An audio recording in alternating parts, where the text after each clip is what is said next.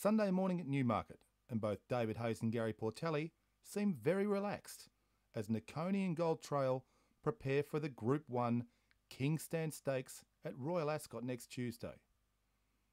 As the final polish goes on, David Hayes is quietly confident that he's found the right horse for Ascot, and delighted with the horse's condition and the way he's settled in. He's been terrific, settled in really well. He's well and truly hydrated.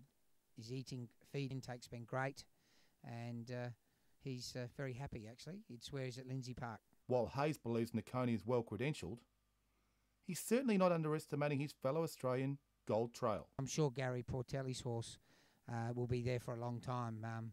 He ran a terrific race in Singapore. But hopes the local knowledge and ability of Frankie Dettori can provide the difference. When in Rome, do as the Romans, and you know Frankie's got a freaky record at Ascot and is a great rider.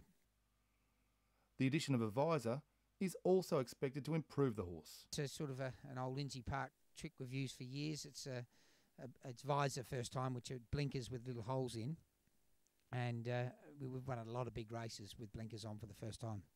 While the pace is going to be a critical factor.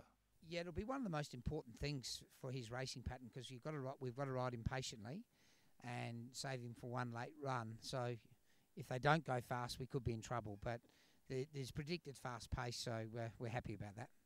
But with an exceptional record over the distance and trip, he's enthusiastic about his chances. He's a lightning winner, and I was watching his replay the other night, and when he finished his last 600 in 32.1, if I can have him in that sort of form on Tuesday, he'll be very hard to hold out. Meanwhile, Gold Trail's trainer Gary Portelli couldn't be happier. He's a perfect horse for this sort of thing. He travels beautifully. He's a very relaxed sort of horse. We just got to hope that he's, obviously good enough for this sort of world stage. But over 1,000 metres, I think it helps him more so than the others. After his bold showing against Rocket Man in Singapore, the horse has lost no admirers. He surprised us all. I thought when Rocket Man went up to us at the 600 metre mark and made a race of it, that it might get messy and might be embarrassing, but to our bloke's credit, he put 2 or 3 lengths on him as he straightened, and to get away from a horse like him, you've got to have plenty of talent. And the 5 furlongs of Ascot looks an ideal assignment for the son of Hassanay. The only lingering doubt being the straight course. The only query that I've got is he's never been up the straight yet, and he could be a bit vulnerable. These horses that look good round the bend sometimes just get run over down the straight at Flemington, so until we've actually won down the straight, we don't know. But Portelli hopes that leading hoop Michael Rodd can follow instructions. Yeah, he'll be here at lunchtime today, 12 o'clock, and he'll be under strict instructions to do absolutely nothing until race day. With Star Spangled Banner a non-runner, Portelli is hoping to lead.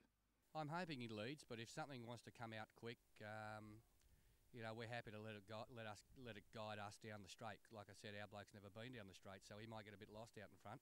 But if he steps away good, well, Michael will just have to ride his own race. But I think the key will be to make sure the last 600 run at a pretty fast pace because, a horse like Nicconi built home can run home in 32 seconds.